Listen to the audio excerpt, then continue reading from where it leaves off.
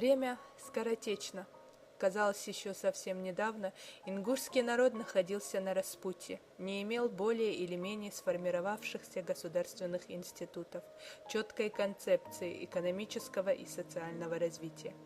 И лишь благодаря неимоверным усилиям всего ингушского народа, помощи федерального центра, желанию иметь собственную государственность, созидать и быть равными с другими субъектами Российской Федерации, мы пришли к тому, что имеем на сегодняшний день и чем могут гордиться наши потомки. Много славных сыновей ингушского народа приближали этот день, не считаясь со временем, здоровьем, материальными затратами, спокойствием своих родных и близких. В их числе, несомненно, и депутат Верховного Совета СССР Муса Дарсигов, к сожалению, ныне покойный, который в памяти народа навсегда остался патриотом, человеком слова и дела, принципиальным и стойким общественным деятелем.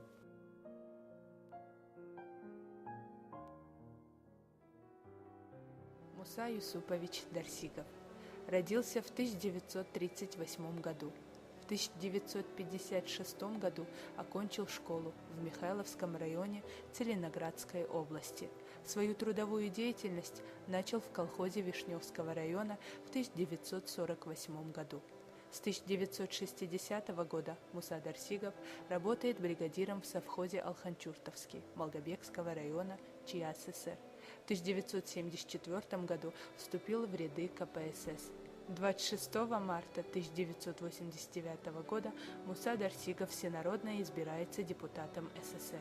31 мая 1989 года на съезде Верховного Совета СССР избирается членом Комитета Верховного Совета по делам национальностей. 26 июня 1989 года член Комиссии Совета национальностей по национальной политике и межнациональным отношениям. В 1991 году член Совета Союза.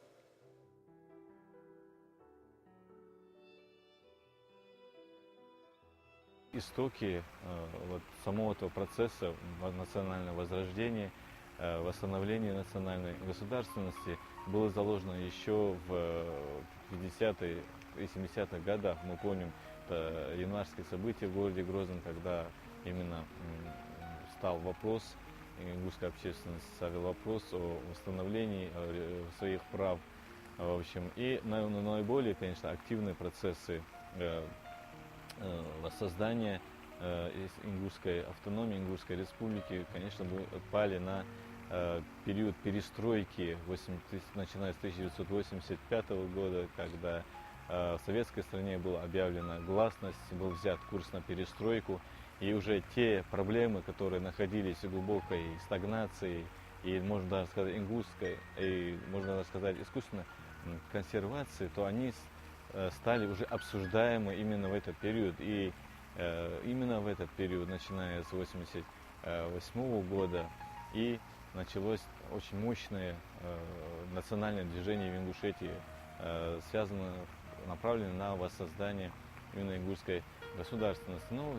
В мае 1988 года создается инициативная группа НИСХО, которая через год, в декабре 1989 года, преобразовалась в Демократическую партию НИСХО. В том же 1989 году, в январе месяце, создается культурно-историческое общество Дякости. И уже на федеральном уровне, на всесоюзном уровне вопросы ингушской государственности, восстановления ингушской государственности лоббировали уже наши земляки, депутаты Муса Дарсигов, Хамзат Фаргиев. 1989 год, конечно, это был годом, наверное, переломным в истории страны.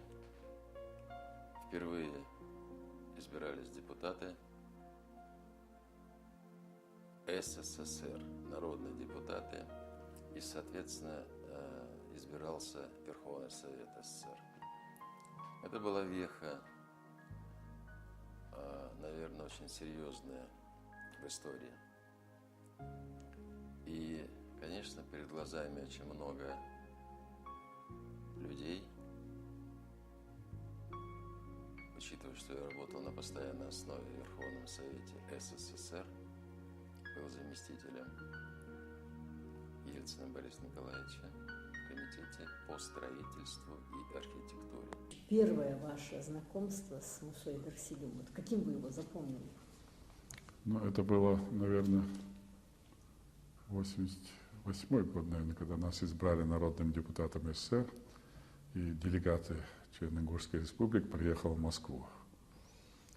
Ну, там разные люди были, но трое очень бросались в глаза. Это, с одной стороны, Махмуд Исенбаев со своей, так сказать, каракулевой шапкой ченской.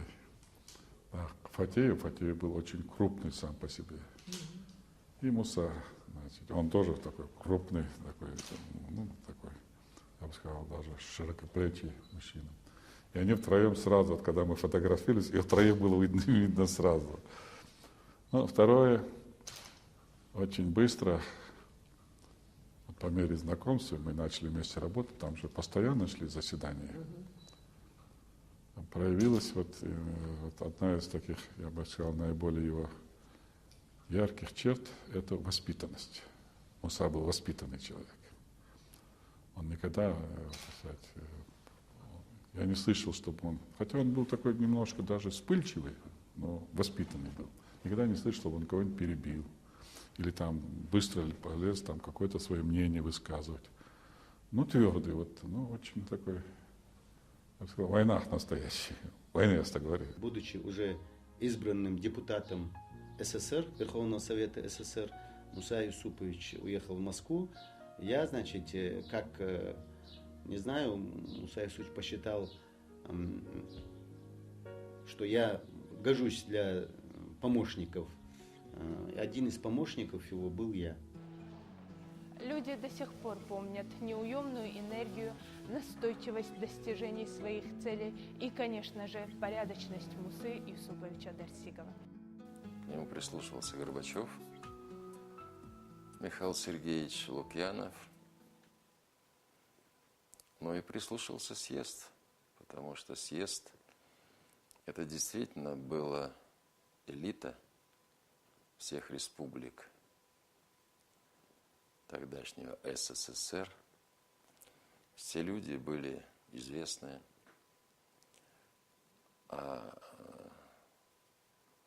было много выдающихся государственных деятелей.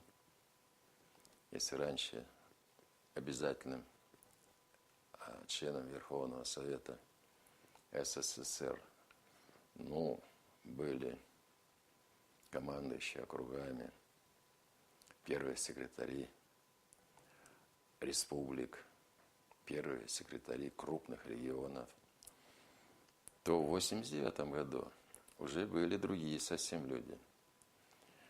А я, как уже говорил, был промышленником, директором комбината.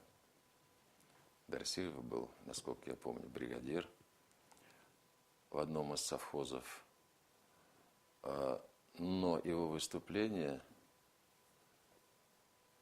на трибуне съезда, я скажу, это были гораздо серьезнее, наверное, и продуманные, чем выступления многих секретарей, точнее, первых секретарей обкомов партий, республик, первых секретарей, которые по своему статусу без выбора фактически входили в состав съезда, в состав Верховного Совета СССР. Народные депутаты делились по группам. Группа, вот помните, значит, межрегиональная группа, которую создал Попов, Ельцин. А была, значит, межрегиональная группа народных депутатов, которые, в общем-то, вот, в создании которой вот участвовал и я, и Муса, и, значит, из Абхазии депутат Ардземба, бывший потом президентом долгое время Владислав, потом поэт из Калмыкии, все забывать начинаю, Давид Кугультинов. Вот, и достаточно мощная группа автономных республик, народных депутатов, которые голосовали согласованно. И Муса был участником именно этой группы, и мы, в общем-то, многих решений, многих законов имели очень большой вес, потому что численность высокая была за автономную республику. И здесь надо сказать, что вот мы собирались отдельно, мы договаривались, как и мы будем говорить здесь. Муса очень твердо всегда вел свою позицию.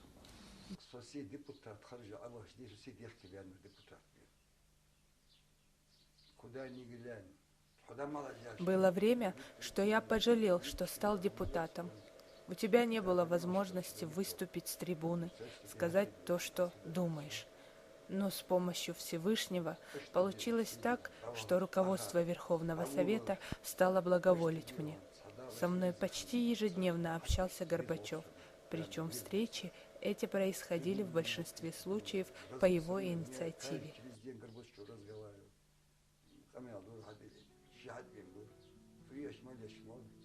Не успев начать свой тяжелый путь в борьбе за справедливость, Муса Дарсигов своим человеческим обаянием сумел расположить к себе многих авторитетных людей. Полное уважение к Мусе Юсуповичу Дарсигову и слова известного в то время депутата Верховного Совета СССР Рафика Нишанова. Прежде всего хотел бы отметить, что съезд народных депутатов СССР был, можно сказать, выдающимся событием XX века. На съезде были представлены все слои населения Советского Союза и всех республик. Там были и ученые, и деятели культуры, и деятели промышленности, представители сельского хозяйства. Но это был очень выдающийся форум, который положил начало проведению серьезных перемен в Советском Союзе. В числе вот этих выдающихся депутатов по национально-территориальному округу Назраны был избран Муса Юсупович, очень уважаемый человек. Он входил в состав Совета национальностей. И когда меня избирали в состав Совета национальностей, Муса Юсупович активно поддержал. А потом в течение продолжительного времени, пока заседал съезд, пока заседал Верховный Совет СССР, мы всегда с ним поддерживали самые активные отношения. Он не только занимался только делами своей республики, но он был как бы государственный человек. Он беспокоился о развитии Советского Союза, о проведении перестройки, о перестройке промышленности, сельского хозяйства, чтобы все население Советского Союза жило в хороших, благоприятных условиях. Все мы знаем Аскара Акаева, бывшего президента Киргизии, как умного и опытного политика. Он сразу увидел в Мусе Дарсигове человека, неравнодушного к проблемам не только своего народа, но и всей страны в целом. Иногда бывает, что люди высшим образованием, многими дипломами, вы знаете, они говорят штампом, вот, и это не трогает сердца и души людей. А Муса Юсупович, хоть он и не имел высокого образования, но у него мысли, они шли, у него его цели, они шли от его щедрой такой души, от сердца, которого вот он служил народу. И поэтому, конечно, его слова простые, ясные, они очень вдохновляли людей. Я это очень хорошо помню, каким энтузиазмом его слушали в Ингушетии, когда мы вот встречались, члены комиссии. Большой любовью к нему относились. И он оправдал, Муса Юсупович, считаю, сыграл ключевую роль как раз в принятии постановления, имеющего силу закона о реабилитации репрессированных народов. Таким образом, он сыграл такую выдающуюся роль не только для своего родного ингушского народа, но и для всех для всех репрессированных народов, а их ведь было много. Многие депутаты запомнили Мусу Дарсигова благодаря его активности. К нему прислушивались первые лица государства. С Мусой я познакомился здесь, в Москве, будучи депутатом Верховного Совета СССР. Муса активно занимался вопросом восстановления территориальной целостности Ингушской республики, ингушского субъекта. А мы тоже, Народный совет, оргкомитет, Народный совет, занимались параллельно тоже этим вопросом. Активно выступая, добывался и приема тогдашнему президенту Горбачеву Михаилу Сергеевичу, и объяснение ему суть вопроса, чтобы справедливо его разрешали. Обращался активно с ведущими депутатами и от союзных республик, и от Российской Федерации, с таким же депутатом, кто имел вес в этом вопросе, кто мог решать, повлиять на решение этого вопроса. Но он располагал к себе одним даже своим только видом. Вот первое, так сказать, слово, которое он скажет, его доброжелательность невероятная, такое вот чувство, причем сопряженное с чувством своего собственного большого достоинства. Он никогда не как-то не лебезил ни перед кем, никогда не старался там быть каким-то, я не знаю, сладким, сахарным и так далее. Он был очень спокойный, такой серьезный человек, но очень какой-то в то же время живой. И мог и улыбнуться, мог и пошутить. И был, вот, когда с ним встречался, то как-то вот это просто было приятно. Он был очень обаятельный человек. Очень такой, я бы сказал, незаурядная личность. Слово имеет депутат Дарсигов, подготовится депутату Прокушеву, потом Шаповаленко.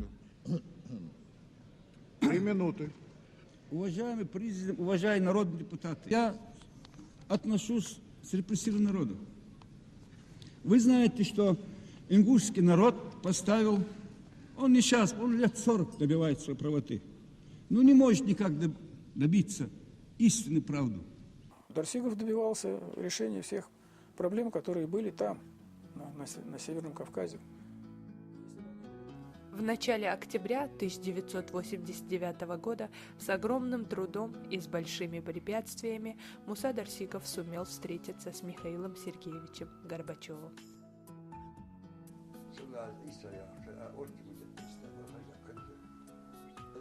Председателем оргкомитета в то время был Адзоев. Вдвоем мы нанесли визит Михаилу Горбачеву в его кабинет. Несмотря на просьбу Горбачева присесть, я несколько раз отказался, мотивируя это тем, что забуду то, что я должен сказать.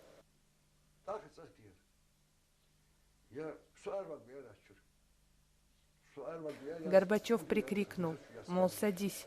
В ответ на это я сказал: я не хочу с вами больше беседовать.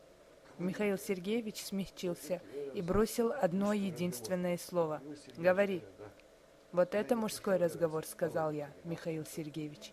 Я пришел говорить не за себя, а за весь ингушский народ. Нас обзывают бандитами, говорят, что у нас нет высокопоставленных военных. Никто из нашего народа не может занять достойный пост.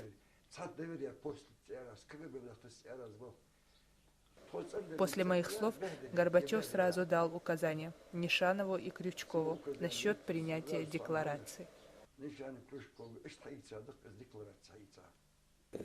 Когда они оттуда вышли, Иса был удивлен тем, что как просто, как легко Муса Юсупович общается с первыми руководителями страны, как он излагает проблему. Он не был приверженцем каких-то там партий, вот этих. Его интересовала судьба народа. Страшно переживал. Страшно, как порядочный человек, очень, кстати, любил он людей. Так, и он все переживал, вот как, что, так вот. Правда, один был период, когда он по несколько раз звонил мне. И домой, и на работу. Я ему сказал, я говорю, будут вопросы, всегда звони мне. Вот, так что я считаю, что он сыграл очень хорошую роль. Он как-то укрепил меня в правильности вот той линии, которую вот мы наметили. Причем в Верховном Совете было очень сложно провести эту линию. Там были другие фракции, другие ориентации. Так, очень серьезную роль играли депутаты из другой республики. Так вот.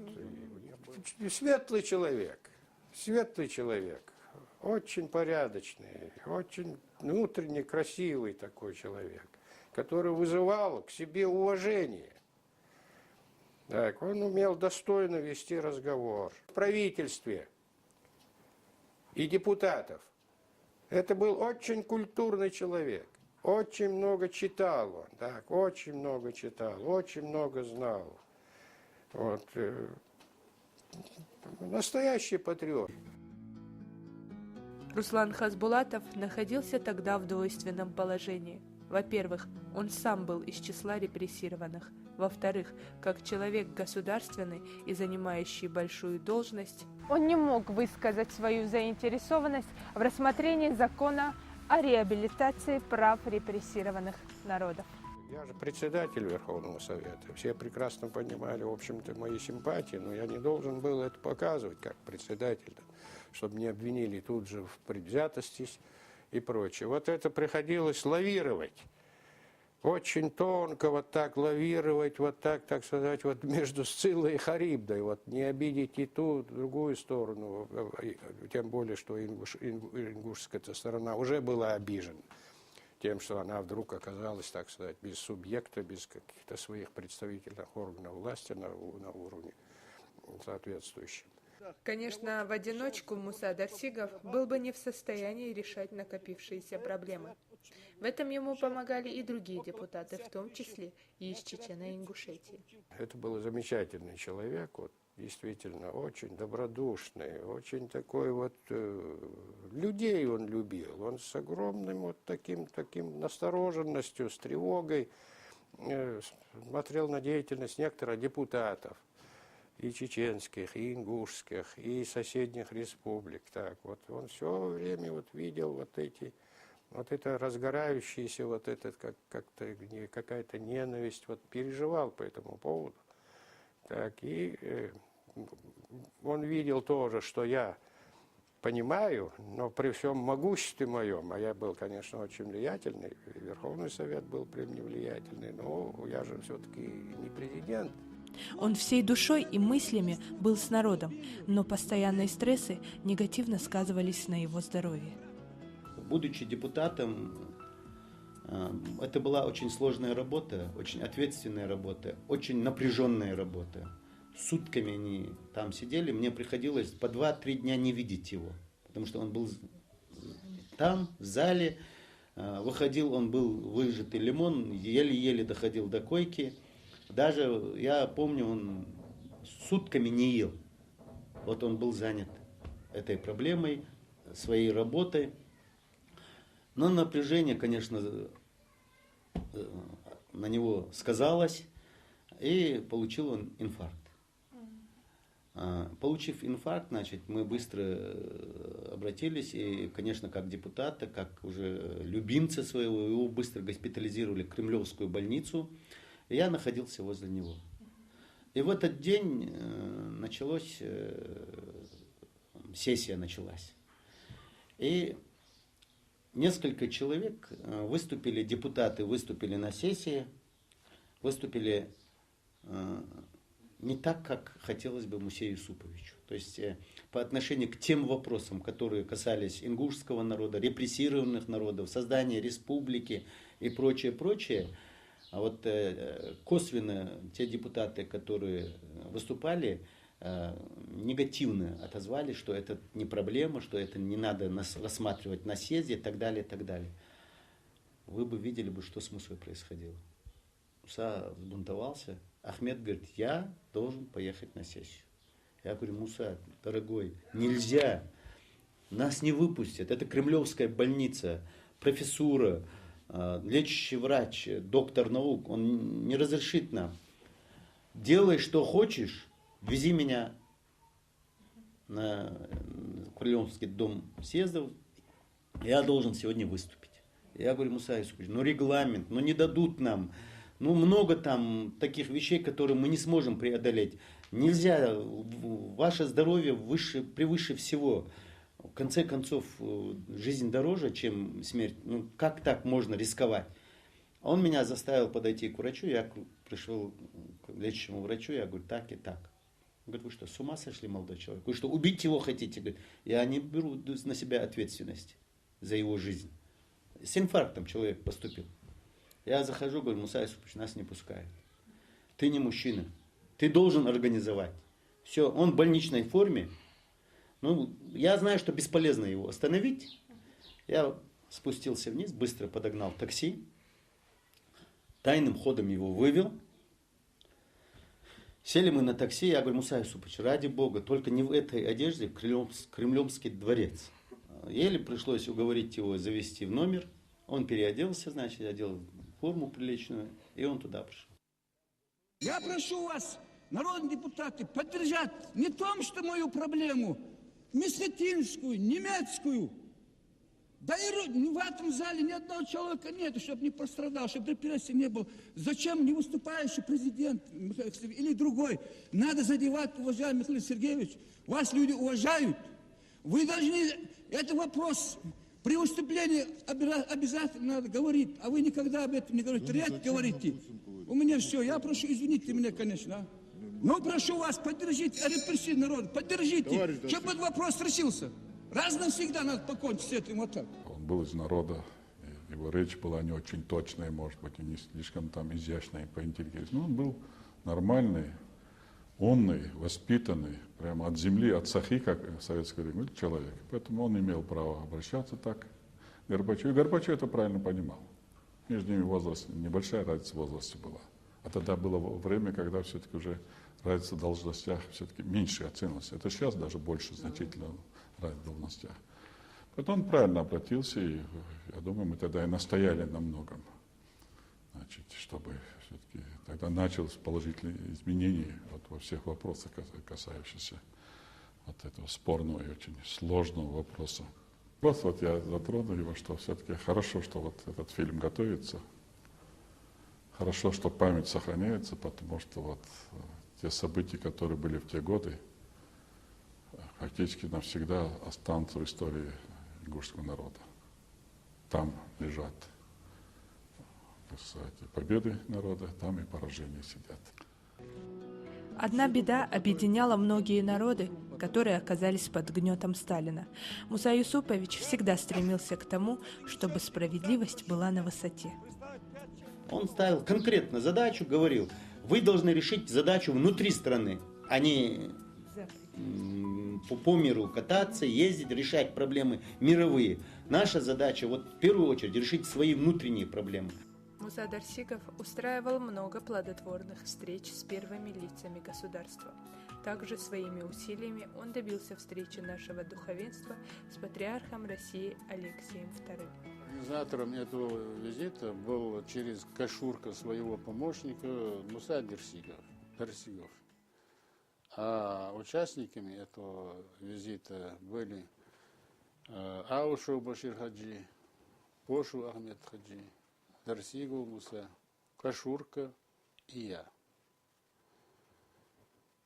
Договаривался Кашурка. Принял он нас на 15 минут, Алексий II. У него там рукой аппарата был, они его называли владыкой, он нас предупредил, что вас принимают на 15 минут. Но Алексий II нас не отпустил 1,5 часа. И представились, мы ему, он сам же был депутатом Верховного Совета СССР, представились, вот Дарсигов Муса, депутат Верховного Совета СССР от Ингушетии. Он так сказал, я знаю, увидимся и так далее. И сказал, что активную поддержку он с нашей стороны получит, потому что помочь обиженным, незаслуженно обиженным, обездоленным, это богоугодное дело, и мы это дело должны не только поддержать, но и оказать помощь. То есть у нас визит получился очень содержательный. Я думаю, что в связи с этим визитом, когда в Верховном Совете Российской Федерации рассматривался вопрос,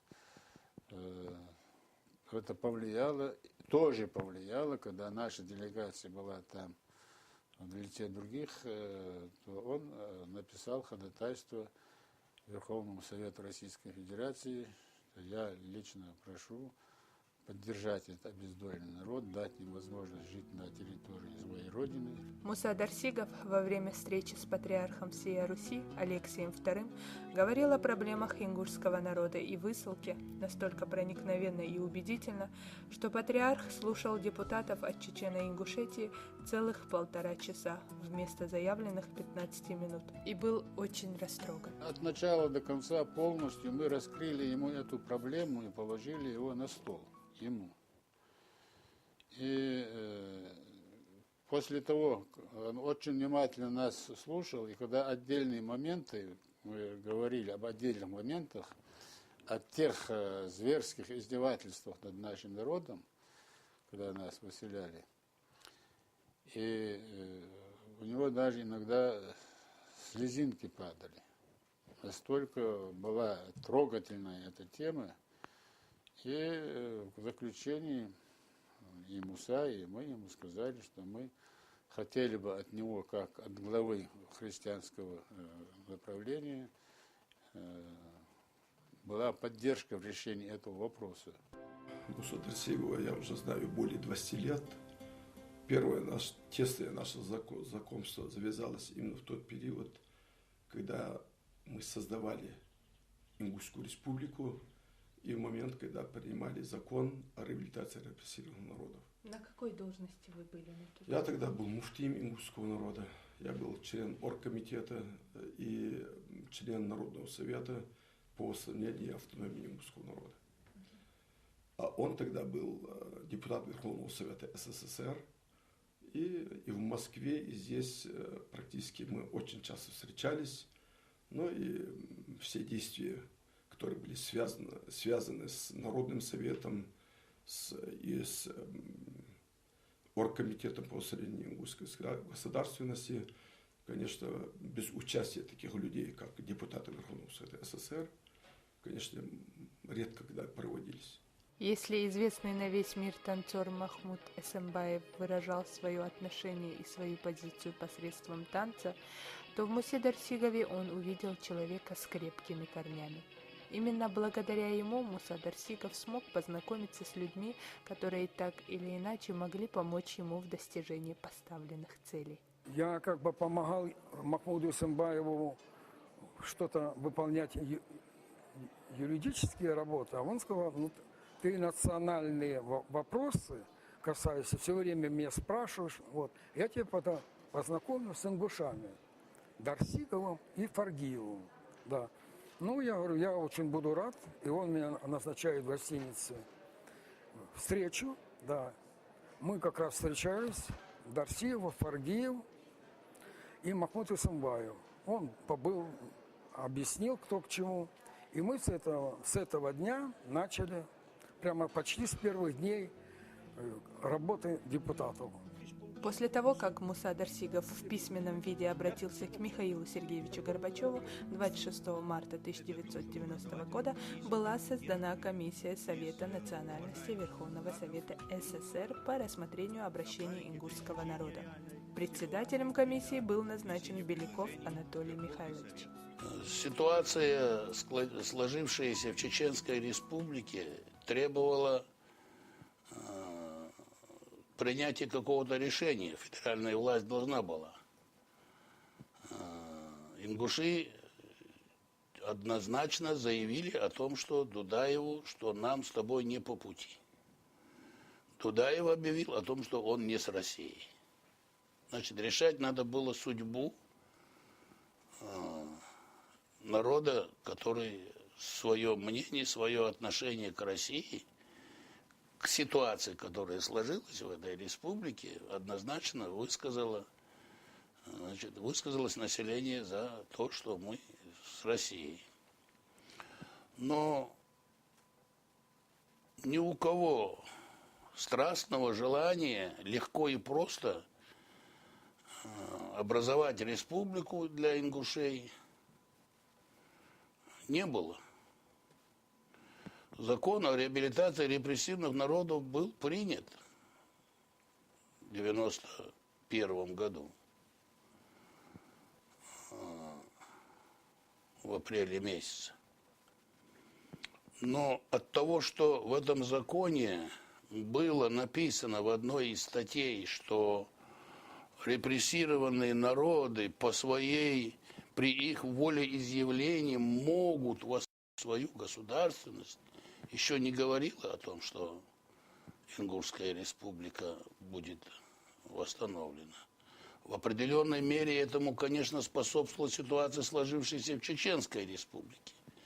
Но это, тем не менее, вопросы встречали очень серьезное сопротивление целых других депутатских групп. Муса предлагал все силы к тому, чтобы, значит, так была создана своя отдельная республика ингушская.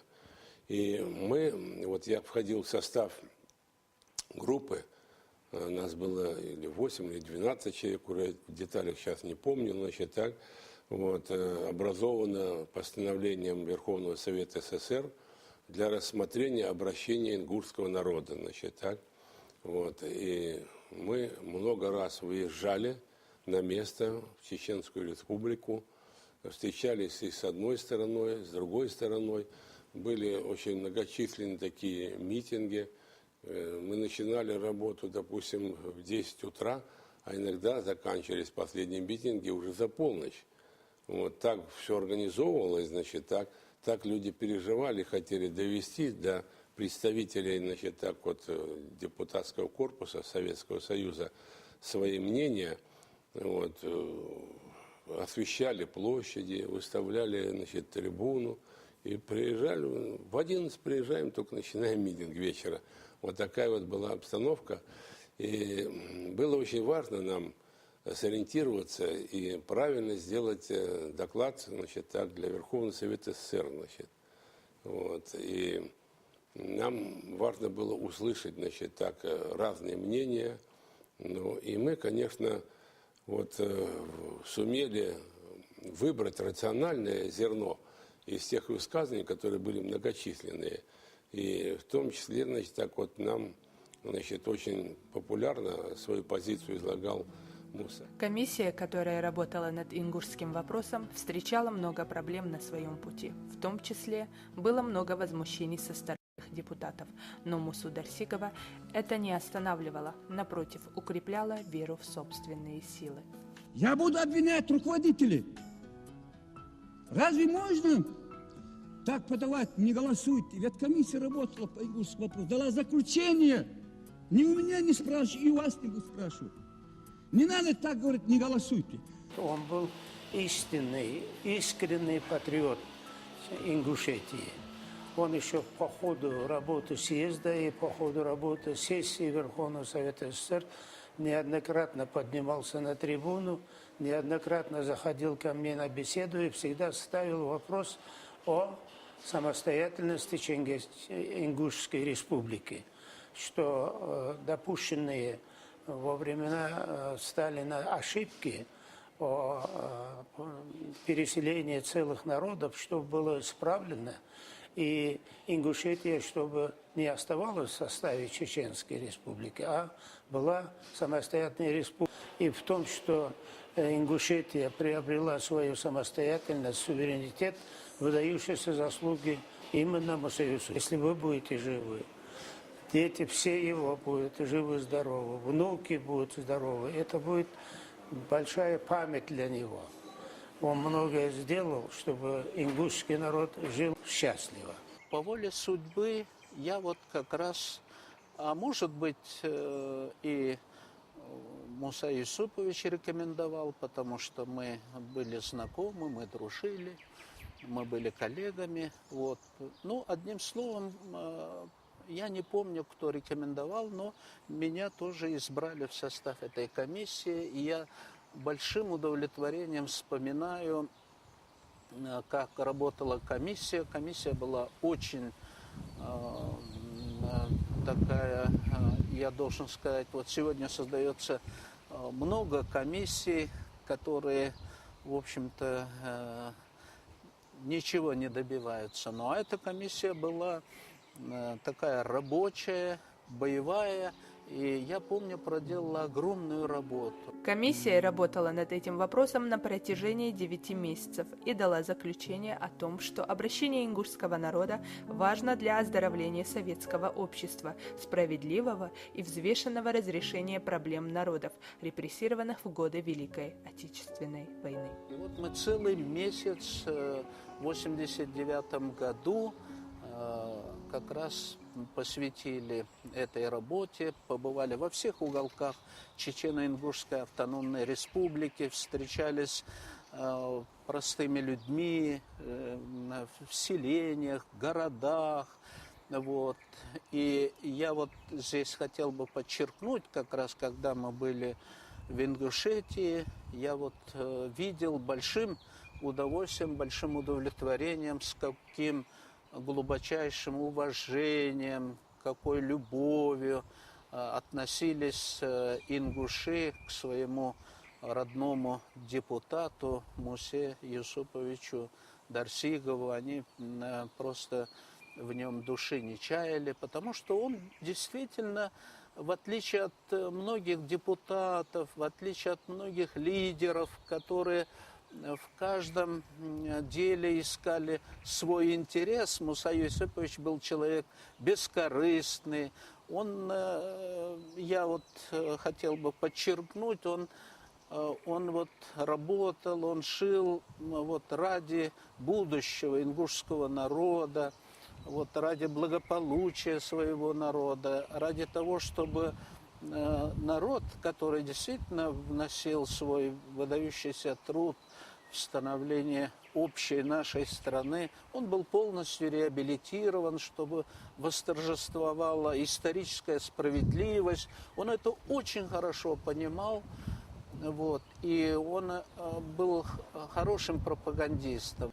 Я помню, как вот приезжаем, вот народу много стоит на площади, а первый ряд, значит, так стулья стоят и сидят старейшины. Это надо учиться другим народам, значит, как уважать, значит, вот, пожилых людей, старейшин своих, значит, так. Вот. Ну и мне очень понравилось, что никогда не звучало, значит, каких-то призывов, значит, так, к насильственному захвату, к насильственному решению.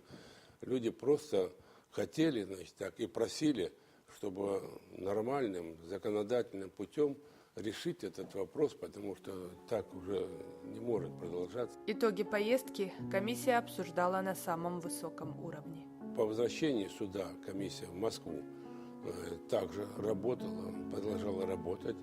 Мы писали разные варианты, потому что доложить Верховному Совету СССР, это надо ни одной запятой не ошибиться, где правильно поставить, ни одно ударение не ошибиться, где оно должно быть. И ни одно слово не сказать, то, что потом не будет понято, значит, туда, куда мы ездили, и чтобы люди не обиделись, значит, так, что их не поняли. Поэтому мы очень тщательно редактировали всегда.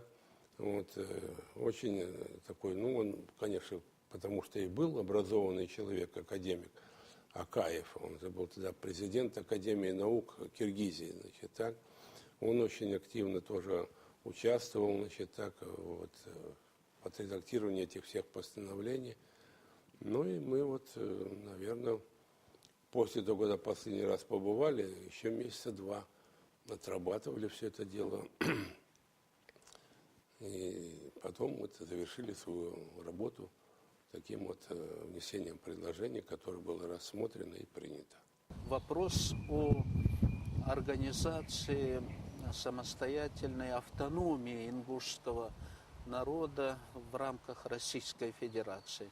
Вот здесь, я считаю, он играл просто ключевую роль, потому что я свидетель, как он тщательно собирал документы для того, чтобы обосновать объективную вот такую потребность, необходимость в создании ингушской автономии, автономной республики в рамках Российской Федерации. Вот. Я помню, как он обсуждал с нами, интересовался этим вопросом. Но я не буду больше говорить, какую мы тягость прошли. И мне избиратели, 20 тысяч человек сказали, если у вас будет какая-нибудь возможность вручить это письмо лично Горбачеву, я это вручаю. Спасибо. Я это хорошо помню, лично договаривался президентом Советского Союза Михаилом Сергеевичем Горбачевым. И, наконец, он пробился. Он был ведущим в составе делегации ингушской, большой делегации. И они вручили этот документ Михаилу Сергеевичу Горбачеву. Это, конечно, сыграло свою большую роль, потому что Михаил Сергеевич как раз и дал толчок впервые. Вот. И вот так появилось решение об автономии Ингушской республики, об образовании Ингушской республики в составе, я вспоминаю точное название документа, об образовании Ингушской республики в составе Российской Федерации. В этом, конечно, он сыграл, я считаю, ключевую, исключительную роль. Муса Юсупович говорил в лоб. Многострадальный ингушский народ, его права должны быть восстановлены. Я это вам говорю, я, говорит, тракторист, я вам от земли говорю, я там живу, я знаю. Я не знаю книги, как писать, я знаю, как надо решать вот эти вопросы для того, чтобы народ мог почувствовать, чтобы поверить России. Так где правда? Почему сегодня я должен кланяться, ходить руководителям, отдай мою землю? Почему это так творится? Говорил грамотно. Говорил с трибуны съезда обоснованно. И можно себе представить, когда в зале сидит около 5000 человек, говорить перед этой аудиторией. Аудитории, повторяю, самые компетентные, наверное, и все элиты СССР, всех республик, это было непросто. Это надо иметь было мужество. Что стоит указ создать? Да и завтра. Нас же выселяли за 2 часа. За 2 часа выселили. Почему указ не создать? Человек говорит, не просто по какому-то начитанному, он говорит от жизни, выражая волю и мнение своих людей, которых он преданно любил. И я был рад тому, что имел возможность с ним работать в Верховном Совете СССР. И рад, что сегодня мы можем добрым именем, исключительно теплыми словами вспоминать его хорошие дела. На очередном съезде Михаил Сергеевич Горбачев выступил с таким обращением. Что касается Чечено-Ингушетии, я сейчас как конфликт. Недавно там по поручению руководства республики находилась группа ответственных товарищей во главе с заместителем председателя Совета министров Российской Федерации товарищем Захаровым. Надо сказать, ситуация непростая. Она привела в движение особенно 2 республики, и пока никаких реальных сдвигов не произошло. Поэтому товарищ Воротников и Власов направили письмо в Центральный комитет КПСС и Верховный Совет СССР, где они в конце указывают, что учитывая, что создавшаяся в Чечено-Ингушской ССР ситуация является весьма сложной и, очевидно, требует более углубленного изучения, считаем целесообразным незамедлительно создать специальную комиссию Совета национальности и Верховного Совета СССР для рассмотрения вопроса на месте. меня остались самые лучшие впечатления о Михаиле Горбачеве. Человек порядочный, чистый. Он никогда не пытался сделать плохое моему народу. Именно благодаря ему были отменены все преступные законодательные акты, которые принимала клика Сталина и Берия. Не было бы его, ничего хорошего для нас не произошло бы. С Горбачевым он в любое время на прямой дистанции разговаривал.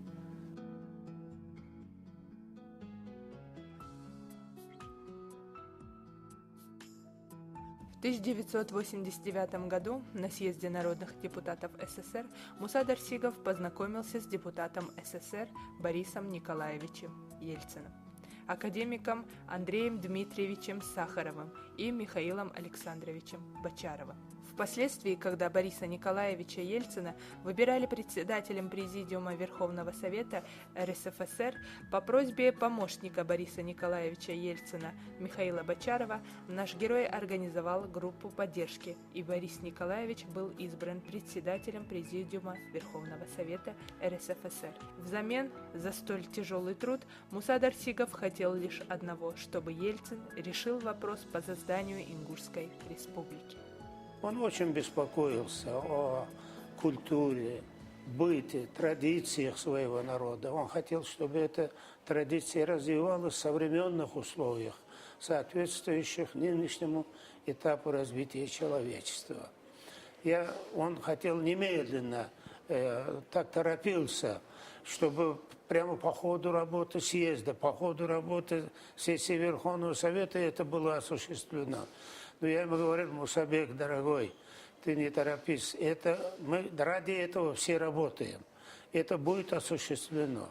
И действительно, по происшествии некоторого времени это осуществилось. И я рад, что ингушский народ выбрал самостоятельный путь развития и в составе Российской Федерации развивает свое хозяйство, свою культуру, свой родной язык и под руководством нынешних руководителей добивается необходимых успехов. 30 ноября 1991 года ингушский народ провел референдум, где изъявил желание остаться в составе России самостоятельной республикой. Салам алейкум. Не может быть неправого народа. Могут быть неправы руководители и их действия, но только не народ. Какой бы он малый ни был, малый, средний, большой, неважно, народ всегда прав. И то, что принял сейчас решение позавчера Верховный Совет Российской Федерации реабилитировать все репрессивные народы Российской Федерации, я вам об этом официально заявляю. Это значит, реабилитирован репрессивный ингушский народ. Сегодня он признан, что он прав, и никаких действий против России, против государства он не проводил.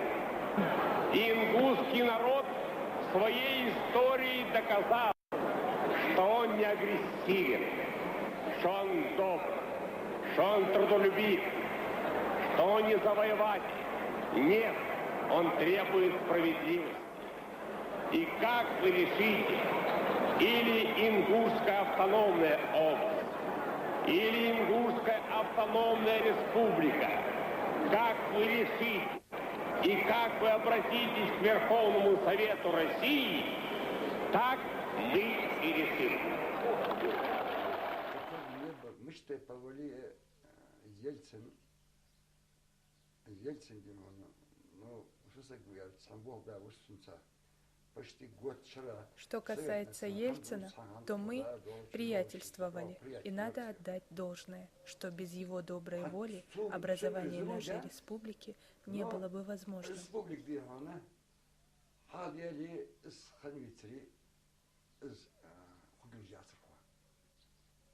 Но заставить дырачок. Суд выдер ялче сойди он.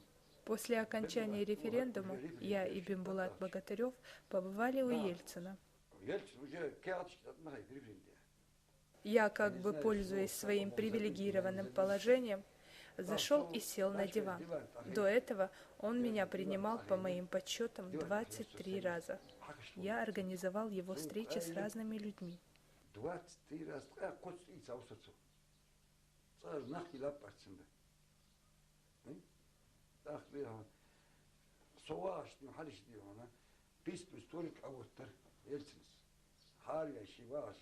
Ельцин взял небольшой столик, захватил по пути стул и сел напротив меня и проговорил: «Мне товарищи посоветовали пока приостановить рассмотрение вопроса о создании Ингушской республики». Я вскочил. «Ты видишь, Борис Николаевич, свой кабинет? Вот я не выйду отсюда до тех пор, пока этот вопрос не решится положительно. Не хватало, чтобы я в глазах своего народа выглядел предателем». Тяжело вздохнув, Борис Николаевич взял свой столик и поставил на прежнее место. Затем набрал номер Руслана Хасбулатова и дал указание немедленно рассмотреть документ о создании Ингушской республики и добавил: «Срочно». Закон об образовании двух республик в равной степени Чеченской и Ингушской республики, так и вписали мы в текст Конституции Российской Федерации, ведь так, об образовании этих республик. Причем надо было одновременно делать в комплексе, чтобы не возникали большие сложности. И вот в этих вопросах я несколько раз советовался тоже вот с Мусой. Так, я ему показывал наши проекты, и он говорит: я же, говорит, не ученый, говорит, но я, говорит, чувствую, что здесь, говорит, все вы сделали как надо. Теперь, говорит, только задача, вот сумеете ли вы все это принять? Я говорю: я сумею. Так, я всегда все умел проводить. Так, я сумею. Так мы и сделали. 5 февраля 1992 года уже избранным президентом России Борисом Николаевичем Ельциным в Верховный Совет РСФСР вносится законопроект о преобразовании Чечено-Ингушской АССР в Чеченскую и Ингушскую республики в составе России.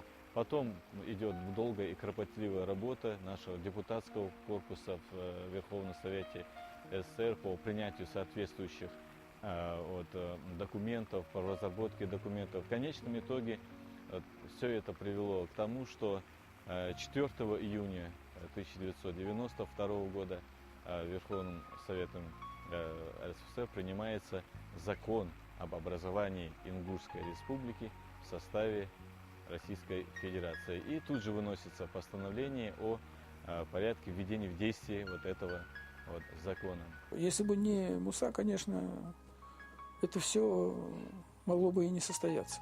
Потому что очень много было тех, кто сопротивлялся этому. Это же естественно.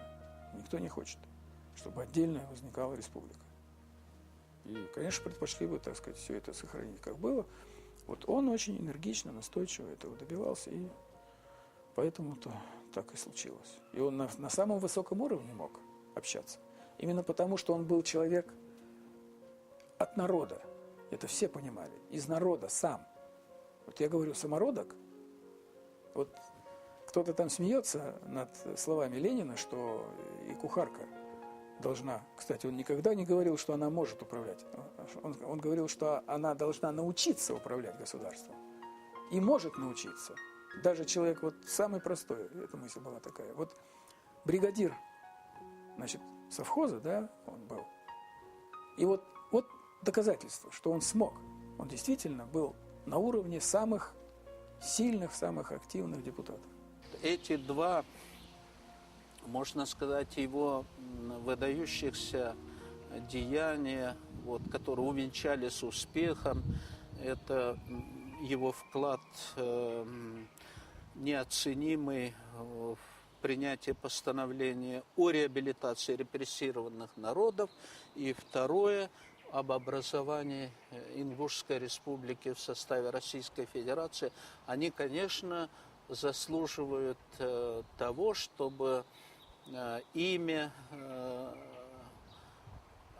Мусы Юсуповича Дарсигова, оно было вписано золотыми буквами в историю ингушского народа, и чтобы его память была увековечена. Я так убежден, думаю, потому что, побывав тогда, 20 лет назад, в Ингушетии, вот, Чечне, я видел, каким уважением, какой любовью к нему относились. Я думаю, что это долг просто, это долг нынешних руководителей Ингушской республики, это долг нынешнего поколения ингушей. Я считаю, что это их святой долг, потому что надо помнить. Я вот обращаюсь к ингушскому народу, обращаюсь к лидерам ингушского народа, руководству Ингушской республики. Вот я хотел бы сказать, что он заслуживает увековечения его памяти, его светлой, незабвенной памяти, вот, как один из таких ярких представителей ингушского народа на таком очень переломном, ответственном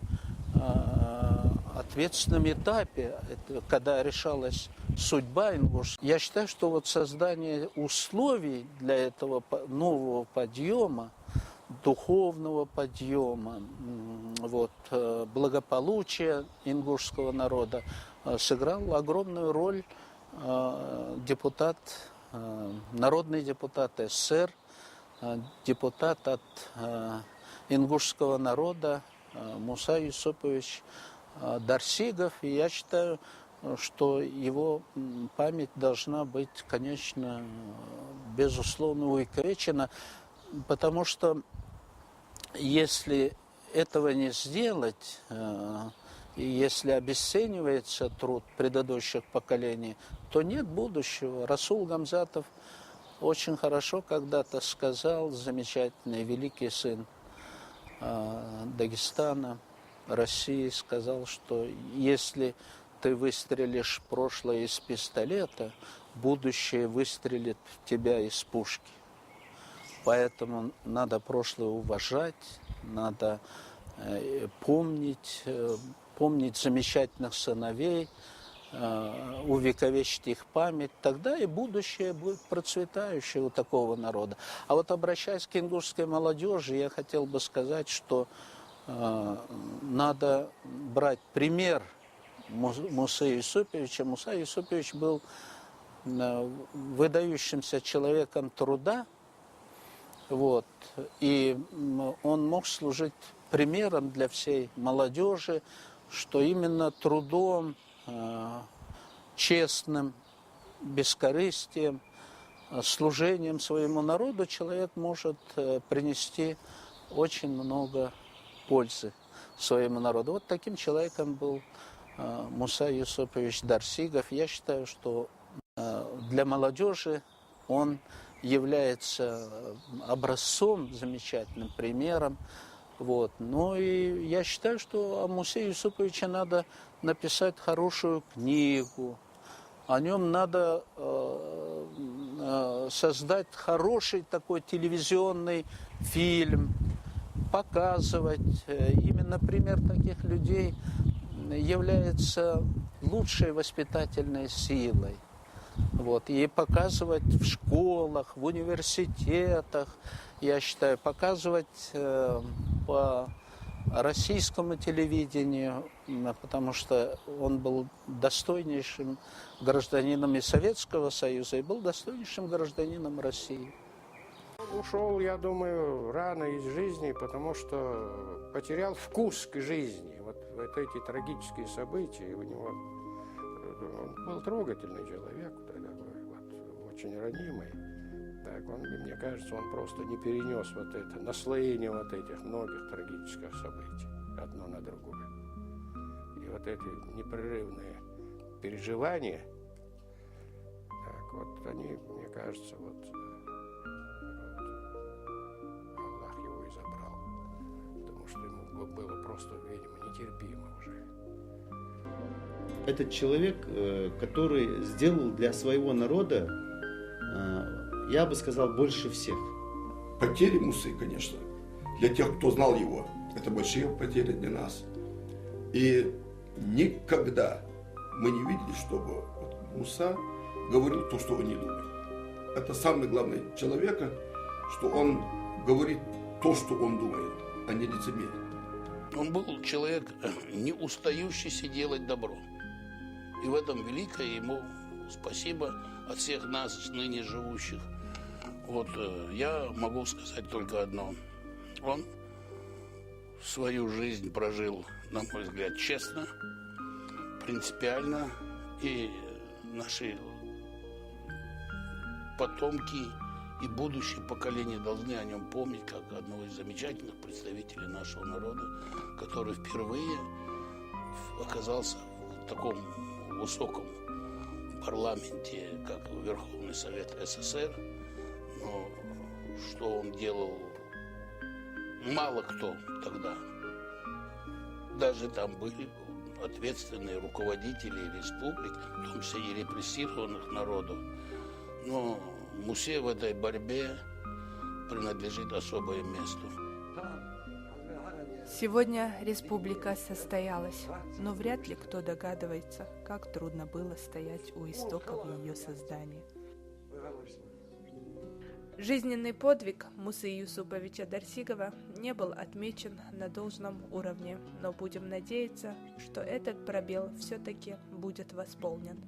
Ингуши народ, я считаю, особенный. Они очень всегда были сплоченные, очень были единодушные такие, всегда стремились к справедливости, к добру. И я, конечно, от всей души поздравляю всех людей, живущих там, с этой замечательной юбилейной, можно сказать, датой, потому что 20 лет – это серьезный срок. И я надеюсь, что республика будет дальше жить и расцветать, чтобы люди были счастливы. С 20-летием нашей республики весь ингушский народ поздравляет тех, кто в той или иной мере был причастен к ее созданию. 20 лет – это небольшой срок в истории, если взять. Но вместе с тем, для народа, который приобрел свой суверенитет, свою независимость, это важнейший срок. Мы видим, что за эти 20 лет ингушский народ добился выдающихся успехов в развитии народного хозяйства, развитии культуры, становлении государственности. Я от души поздравляю с этим событием весь ингушский народ. Желаю им здоровья, благополучия, и чтобы их светлые мечты всегда были осуществлены. Дорогие ингуши, я хотел бы от всего сердца, от всей души поздравить вас с предстоящей годовщиной образования Ингушской республики в составе Российской Федерации. Пожелать трудолюбивому ингушскому народу благополучия, процветания, а самое главное мира, чтобы был мир на этой земле. И тогда я убежден, трудолюбивым ингушским народом будет создано процветание. И я убежден, что народ Ингушетии внесет свой достойный вклад в дальнейший прогресс и процветание Российской Федерации. Поздравляю весь ингушский народ, и не только ингушский, а и все народы, которые проживают на территории Ингушетии, с этим великим праздником, когда мы имеем свою государственность, имеем свои институты, свое руководство. Мы определены как субъект Российской Федерации, как народ Российской Федерации. Желаю успехов всему нашему народу Ингушетии, дальнейшего процветания. Пользуясь случаем и в связи с тем, что в ближайшее время будет уже серьезная дата, 20 лет это все-таки серьезная дата со дня основания республики.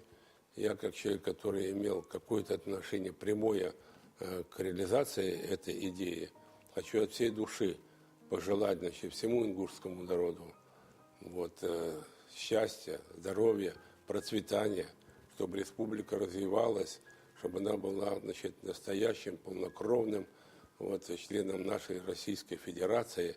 Я уверен, что сегодня правительством России делается все для развития Кавказа, Северного Кавказа. И я думаю, что, значит, трудные времена, которые сегодня еще имеют место быть у нас объективно, они все-таки будут скоро завершены.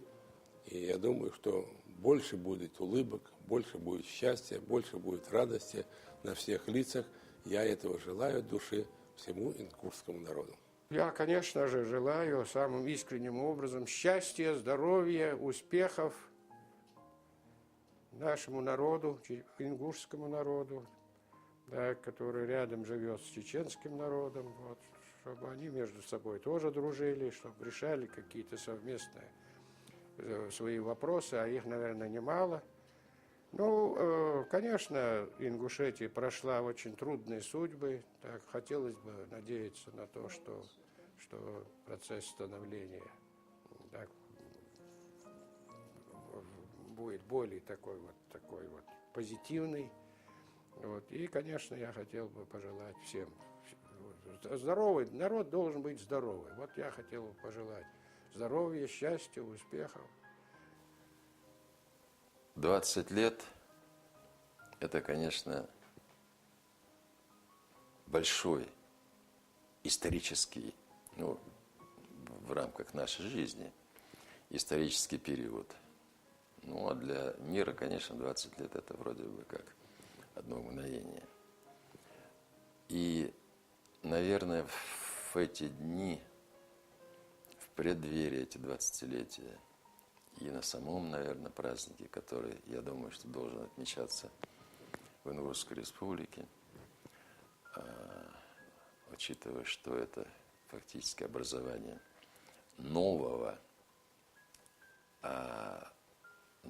структурной единицы Российской Федерации,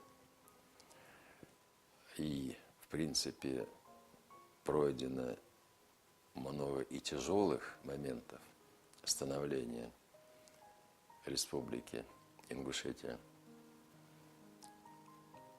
и много было бед, и много было успехов.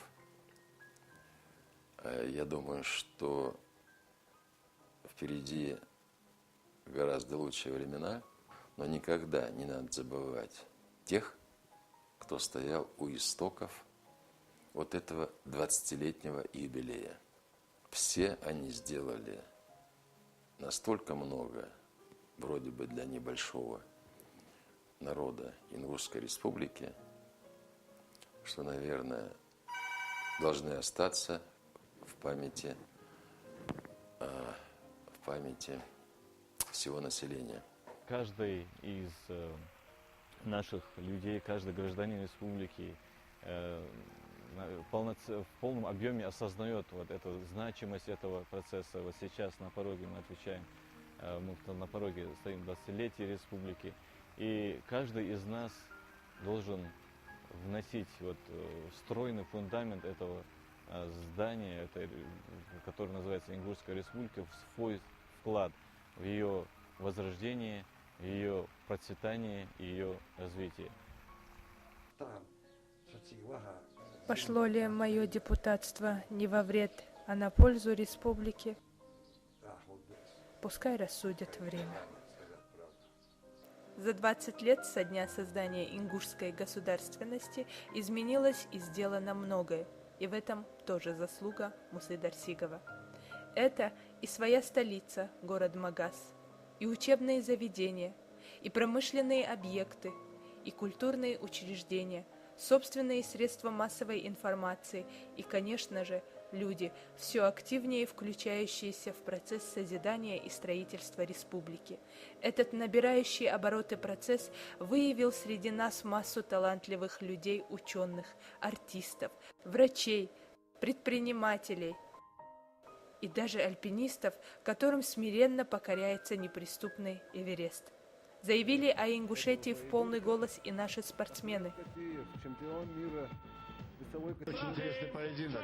Олимпийский чемпион Пекина. Одним словом, нет, пожалуй, на всем постсоветском пространстве, да и во всем мире, людей, которые не знали бы о Ингушетии.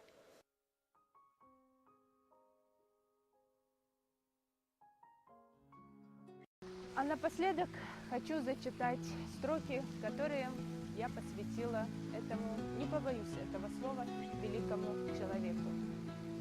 Все проходит, и жизнь гаснет, как уголек, но память нас часто приводит к тем, кто от нас сегодня далек, к тем, кто себя никогда не жалел в борьбе за правую жизнь, к тем, кто сложный путь одолел, не дав свой народ даже словом унизить. 20 лет назад родилась наша республика, в тяжелых муках сквозь сотни преград, и в этом крылась своя изюминка. Муса Дарсигов – один из немногих, к которому эти строки относятся. Он был из народа, и правил был строгих, к которым относится. Народ свой любить, ложь ненавидеть, правде служить, лишь добро предвидеть. Он это сумел, не дал нам упасть, трудный путь одолел, чтоб могли мы мечтать. Могли улыбаться, свой край восхвалять, Ингушетию милую день за днем воспевать. Спасибо за солнце, славный город Магаз, за день сегодняшний, за вчера, за сейчас. Вы в памяти нашей живы всегда, вам дань уважения не выдать сполна. Вы лучший из лучших, человек от земли, вам качеств присущих, увы, других не найти.